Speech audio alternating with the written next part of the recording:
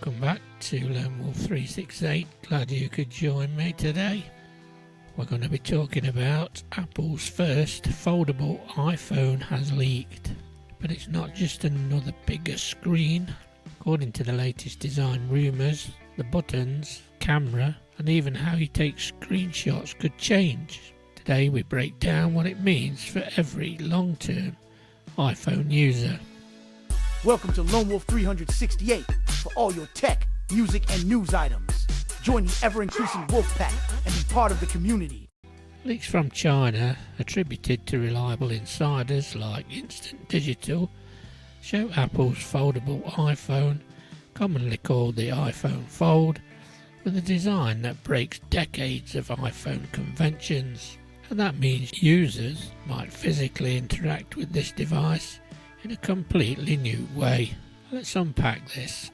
Unlike standard iPhones where volume buttons are on the left hand side and the side power button on the right, the iPhone Fold is reportedly removing all buttons on the left hand side. That space is reserved for the hinge. Volume buttons move to the top edge of the phone, aligned right, similar to an iPad mini. Power and Touch ID, still on the right hand side, but integrates Touch ID into the power button. The camera button, also on the right, below the power button. These changes could force new muscle memory for everything from unlocking to screenshots. That means common actions like volume plus, power for screenshots or muting won't feel the same as the current iPhones. Rumours also claim the Fold will keep a dual camera setup on the back, but in a horizontal iPhone Air-style camera plateau. The plane is reportedly black regardless of our body colour, creating a bold look. The front camera instead of Apple's dynamic island. Leaks suggest a hole punch front camera on both outer and possibly inner screens, which supports Touch ID only, meaning no Face ID on this model. Internal structure and battery. Apple is reportedly redesigning the motherboard and wiring to avoid cable routing across the flexible display.